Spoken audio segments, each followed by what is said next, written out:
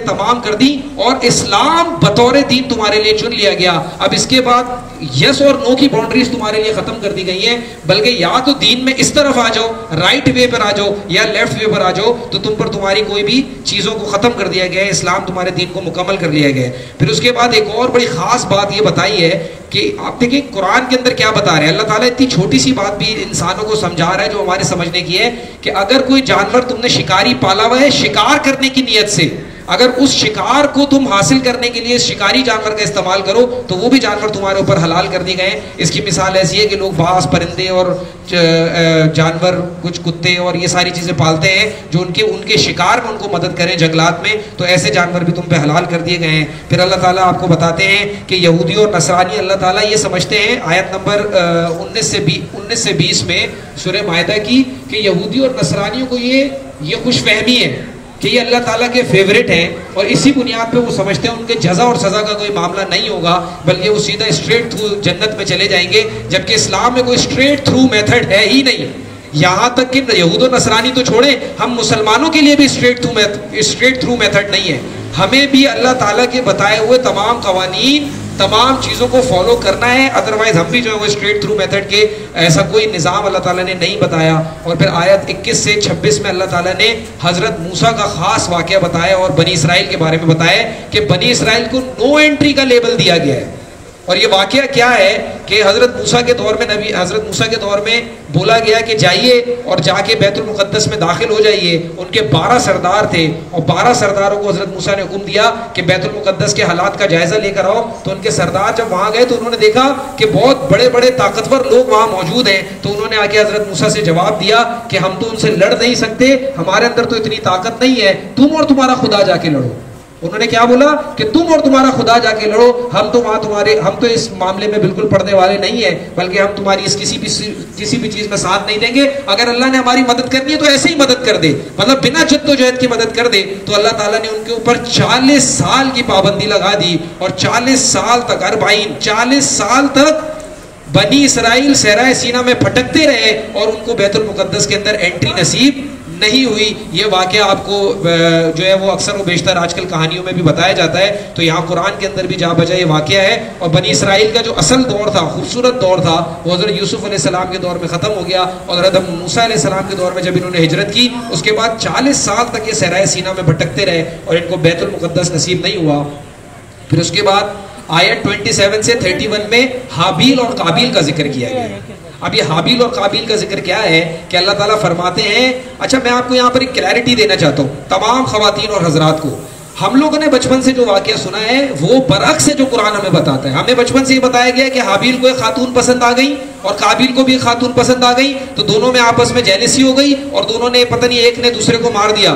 یہ یہودیوں کی کتاب میں واقعہ درج ہے, قرآن کے اندر اس طریقے کا کوئی نام موجود نہیں ہے, قرآن کے اندر اس طریقے کا کوئی واقعہ موجود نہیں ہے, بلکہ قرآن میں صرف چھوٹی سی تشریح جو میں آپ کے سامنے رکھ دوں. کہتے ہیں کہ آدم کے 2 بیٹے کا ذرا واقعہ تو بتا دو کہ جب ہم نے ان سے قربانی درخواست کی تو ان میں سے ایک کی قربانی جو ہے وہ اللہ تعالیٰ نے قبول کر لی, اور دوسرے کو جب یہ بات گراں گزری کہ پہلے والی کی تو قربانی قبول ہو گئی اور میری نہیں ہوئی, تو دوسرے والے نے پہلے والے سے کہا, مطلب قابیل نے حابیل سے کہا کہ میں تمہیں مار دوں گا, جبکہ حابیل نے اس کو جواب دیا کہ تم اللہ کی زمین کے اوپر فساد پیدا کرو گے, اگر تم مجھے مارو گے تو میں تمہاری طرف نہیں ماروں گا, تمہاری طرف پلٹ کے وار نہیں کروں گا, ٹھیک ہے اگر تم مجھے مارنا چاہتے ہو تو مار دو. اس طرح سے قابیل نے حابیل کا قتل کر دیا, اور پھر اس کے بعد اللہ تعالیٰ نے یہ نظام بنا دیا کہ ایک انسانیت کا قتل, ایک انسان کا قتل پوری انسانیت کے قتل کے برابر ہے. اور صرف اس واقعے کے علاوہ حابیل اور قابیل کا قرآن کے اندر وہ خاتون اور محبت اور پیار اس طرح کی کوئی ذکر موجود نہیں ہے. تو میں آج چاہتا ہوں کہ ہمارے نوجوان, ہمارے بزرگ نے جو بھی یہ کہانی سنی ہے اس کو رد کر دے, اور قرآن کے اندر صرف اتنا ہی واقعہ موجود ہے جو میری نالج ہے. اور اس میں پھر اس کے بعد بتاتے ہیں اللہ تعالیٰ فرماتے ہیں کہ اور انسان کتنا حقیر ہے. فرماتے ہیں کیا کہ انسان کتنا حقیر ہے کہ جب قابیل نے حابیل کا قتل کر دیا تو گویا پریشان ہو گیا کہ اس کی لاش کو میں کہاں چھپاؤں. اتنا بھی انسان کا دماغ نہیں تھا کہ اس کی لاش کو کہاں میں چھپاؤں. تو اللہ تعالیٰ نے غراب یعنی کوے کو بھیجا, اور کوے نے دوسرے کوے کو ہلاک کیا اور زمین میں کھڈا کھودا, اور کھڈا کھودنے کے بعد اس کے اندر اپنے دوسرے کوے کی لاش کو چھپا دیا. اس طرح سے قابیل کے ذہن میں یہ آئیڈیا آیا کہ یار میں بھی تو اس طرح سے لاش کو چھپا سکتا ہوں. تو پھر قابیل نے حابیل کو اس طرح سے زندگی لینے کے بعد زمین کے اندر دفن کیا. تو اللہ تعالیٰ یہاں پر انسان کے بارے میں بتاتے ہیں کہ انسان اتنا حقیر ہے کہ اس کو یہ بھی نہیں پتا تھا کہ اس لاش کو کیا چھپائے، میں نے ایک کوے کے ذریعے سے تمہیں علم سکھایا. اور یہاں پر یہ حابیل اور قابیل کا واقعہ جو ہے وہ ختم ہو جاتا ہے. اس کے علاوہ مجھے کوئی قرآن میں ذکر نہیں ملتا. پھر اس کے بعد آیت 37 میں اللہ تعالیٰ فرماتے ہیں کہ چور اگر ملے تو چور کا ہاتھ کاٹ دو. اور اس کے بارے میں نبی پاک صلی اللہ علیہ وسلم کی آپ کو حدیث بچوں نے بھی سنی ہے، بڑوں نے بھی سنی ہے کہ نبی پاک صلی اللہ علیہ وآلہ وسلم فرماتے ہیں کہ فاطمہ بنت محمد بھی اگر ہوتی چوری کرتے ہوئے تو میں ان کے بھی ہاتھ کاٹ دیتا.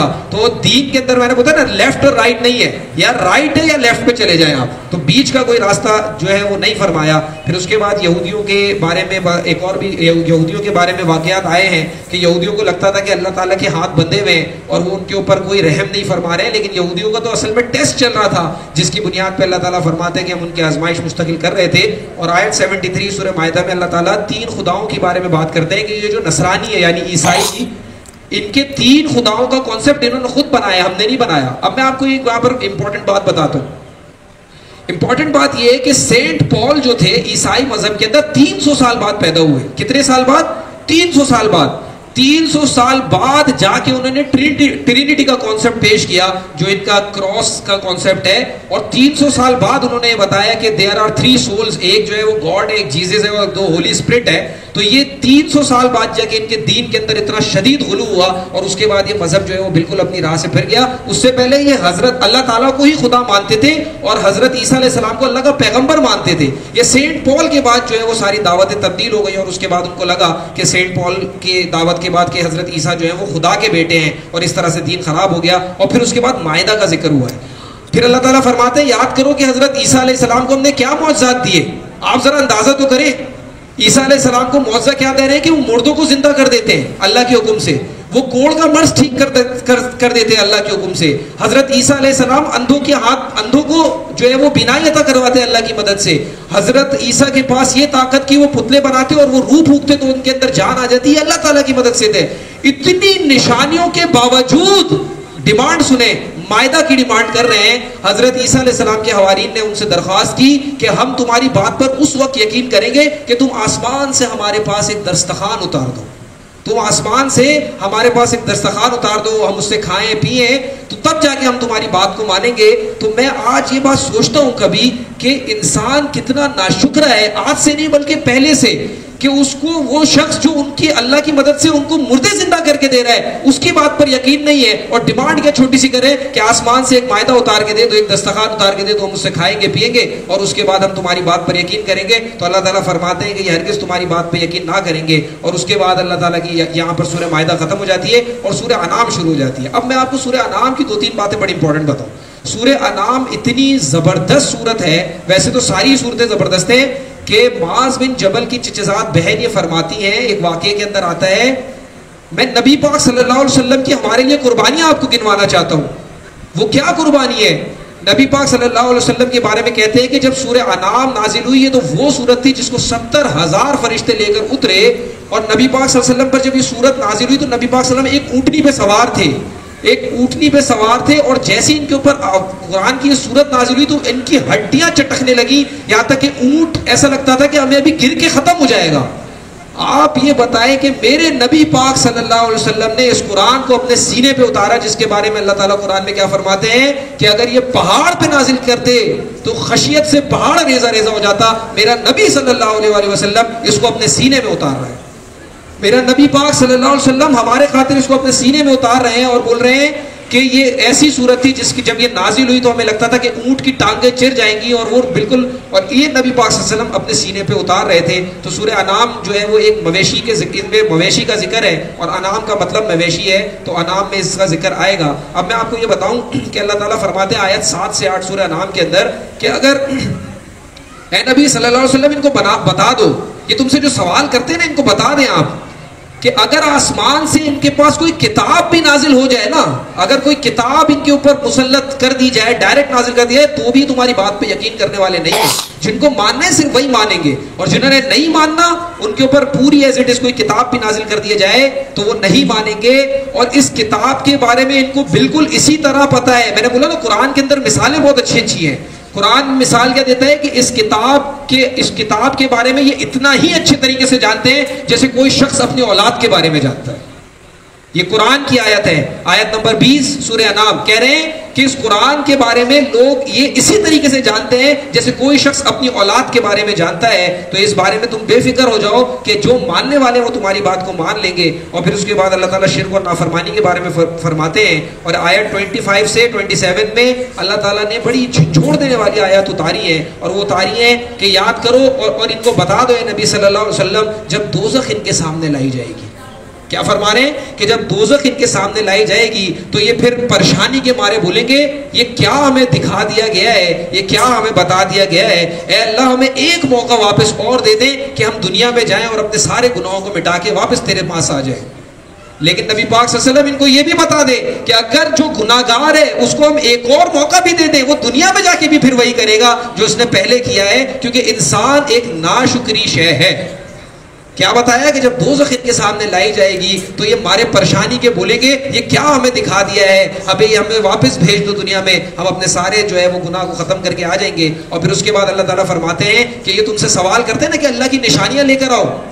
یہ کیا سوال کرتے ہیں کہ اللہ کی نشانیاں لے کر آؤ؟ تو یاد رکھیں اے نبی صلی اللہ علیہ وسلم ان سے بولیں کہ زمین کو کھود کے کوئی سرنگ بنا لے اور آسمان سیڑھی لگا کر یہ چڑھ جائے اور ان کو کوئی نشانی مل جائے تو مل جائے، پھر بھی تمہاری بات ماننے والے نہیں ہیں. یہ نبی پاک صلی اللہ علیہ وسلم کو اللہ تعالیٰ تسلی دیے جا رہے تھے، کیونکہ نبی مہربان صلی اللہ علیہ وسلم جب امتوں کے حال دیکھ رہے تھے، پرانی عذاب کے بارے میں سن رہے تھے، تو ان کا دل جو ہے بڑا نرم تھا. تو اس وجہ سے نبی پاک صلی اللہ علیہ وسلم کو اللہ تعالیٰ یہ آیات اتارتے ہیں. اور پھر اس کے بعد اللہ تعالیٰ آیت 40 سے 46 میں فرماتے ہیں اور ان پر جب آفات اور بلائیات آتی ہیں تو یہ فوراً میرے قریب ہو جاتے ہیں. ویسے تو یہ بہت دور رہتے ہیں مجھ سے، لیکن جب ان کے پاس آفات اور بلائیات آتی ہیں تو میرے قریب ہو جاتے ہیں. یہاں پر اکرمہ رضی اللہ تعالیٰ عنہ کا جو ہے وہ واقعہ بتایا گیا، جو ابو جہل کے بیٹے تھے، کہ وہ جب انہوں نے دیکھا کہ فتح مکہ ہو گیا تو انہوں نے کشتی لی اور حبش کی جانب دوڑا دی کشتی، اور انہوں نے جب پانی پہ کشتی ڈالی تو طوفان نے آ پکڑا ان کو. جب طوفان نے آ پکڑا تو انہوں نے اللہ سے مدد مانگی، جبکہ وہ اس ٹائم کافر تھے. انہوں نے اللہ سے مدد مانگ لی اور اللہ نے ان کا بیڑا پار کر دیا اور واپس آ کے انہوں نے اسلام کو قبول کر لیا. تو یہاں پر یہ واقعہ کیا ہے کہ جب ہم عام دنوں میں تو اللہ سے دور ہو جاتے ہیں، لیکن آپ یہ جائزہ لے لیں اپنی زندگیوں کے، جب ہم پریشانیوں میں آ جاتے ہیں تو ہمیں صرف اور صرف ایک ہی ذات یاد آتی ہے، اور وہ میرے رب کائنات کی ذات ہے، اللہ رب العالمین کی ذات ہے. اور پھر اس کے بعد اللہ تعالیٰ فرماتے ہیں اسی صورت میں آیت 59 سے 60 کہ پھر نیند کا تو مزہ چکھو. یہ مثال ہے تمہارے لیے کہ نیند کو ہم نے موت سے تشبیہ دی ہے، نیند کو ہم نے موت سے تشبیہ دی ہے. تمہاری روحوں کو ہم قبض کر لیتے ہیں، یہ ایک موت کی نشانی ہے. ہم چاہیں تو تمہاری روحیں کو واپس نہ کریں. یہ تو ہم نے تمہیں نیند اس لیے دیتے ہیں کہ تاکہ تم سکون قلب حاصل کر سکو، تم اپنی بیٹری چارج کر سکو. یہ تمام معاملات اللہ تعالیٰ قرآن میں فرما رہے ہیں. اور آیت 73 میں اللہ تعالیٰ فرماتے ہیں کہ اور وہ وقت یاد کریں نبی پاک صلی اللہ علیہ وسلم جب سور پھونک دیا جائے گا.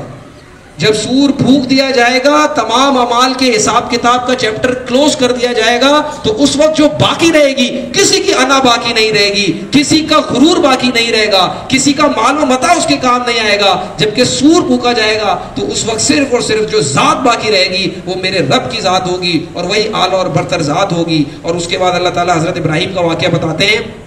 حضرت ابراہیم کا واقعہ کیا ہے کہ حضرت ابراہیم نے دین کو دریافت کیا. کہتے ہیں نا کہ وی لو حضرت ابراہیم علیہ السلام، وہ صرف اسی لیے کہتے ہیں. کیوں کہتے ہیں؟ انہوں نے دین کو دریافت کیا. اے نبی بتائیے حضرت آدم علیہ السلام کا واقعہ کہ جب انہوں نے ایک تارا دیکھا تو بولا یہ میرا رب ہوگا. وہ تارا ڈوب گیا تو انہوں نے بولا نہیں نہیں نہیں، یہ تارا جو ڈوب گیا تو وہ میرا خدا ہو ہی نہیں سکتا. پھر اس کے بعد دیکھا کہ چاند نکلا تو دیکھا کہ چاند میرا خدا ہوگا. بولا نہیں بھائی، جو ڈوبنے والا ہے تو وہ تو میرا خدا ہو ہی نہیں سکتا. اگلے دن جب صبح سورج نکلا تو سورج کو دیکھ کر حضرت ابراہیم علیہ السلام نے بولا اس کا جلال دیکھ کے تو مجھے لگتا ہے کہ میرا خدا یہی ہوگا. لیکن جب سورج بھی رات کو ڈوب گیا تو پھر حضرت ابراہیم علیہ السلام نے اپنے باپ سے جا کے بولا کہ نہیں، ڈوبنے والی شے تو میرا رب ہو ہی نہیں سکتی، ڈوبنے والی شے میرا رب ہو ہی نہیں سکتی، بلکہ میرا رب تو وہ ہے جو تمام نظام کو چلا رہا ہے. اور اس طرح سے حضرت ابراہیم علیہ السلام نے دین کو دریافت کیا. اور اس کے بعد آیت 150 سے 153 میں اللہ تعالیٰ نے 10 نکات بتا دیے. یہ 10 نکات سمجھ لیں اور یہاں پر ہمارا درس بھی اینڈ ہو جائے گا. یہ 10 نکات کیا ہے کہ اے نبی صلی اللہ علیہ وسلم ان سے کہیں کہ وہ کون سی پابندی ہے جو اللہ تعالیٰ نے ان کے اوپر عائد کر دی ہے. میں نے آپ کل نیکی کی بات بتائی تھی نا پرسوں.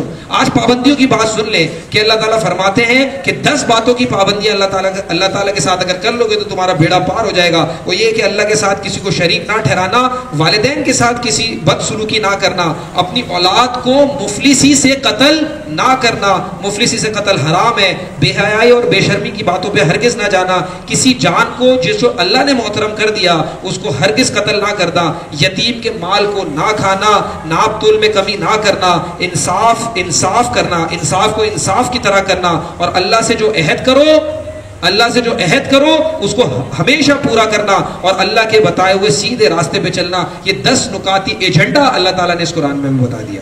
بس پابندیوں کا بتا دیا, نیکی کا بتا دیا. تو اگر ان پابندیوں کو اور نیکیوں کو پکڑ لیں تو ہمارا مسئلہ آسان ہو جائے گا, ہمیں ادھر ادھر بھاگنے کی ضرورت ہی نہیں ہے. اور آخری آیات میں 161 سے 162 کے اندر اللہ تعالیٰ نے وہ خوبصورت آیت ہمیں پڑھی سنائی ہے جو ہم لوگ ہر سال قربانی کے ٹائم پر جو ہے وہ پیش کرتے ہیں. ان الصلاۃ و نسکی و محیای و مماتی وللہ رب العالمین. اے اللہ, میری نماز, میرے روزے, میری عبادات, میرا جینا, میرا مرنا سب کچھ آپ کے لیے ہے اللہ, اس کے علاوہ تو میرا کچھ ہے ہی نہیں. نماز, روزے, زکوٰۃ, دین, ایمان, اڑنا بچھونا, یہ سب کس کے لیے ہمارا؟ یہ سب اللہ رب العالمین کے ہیں. اور اسی طرح سے یہاں پر سورہ انعام ختم ہو جاتی ہے اور سورہ اعراف شروع ہو جاتی ہے. انشاءاللہ تعالی اللہ نے زندگی دی اور اگر ہم لوگ کو علم دیا تو انشاءاللہ آپ کے سامنے کل سورہ اعراف اور سورہ انفال بیان کی جائے گی. وآخر الدعوانا الحمدللہ رب العالمین.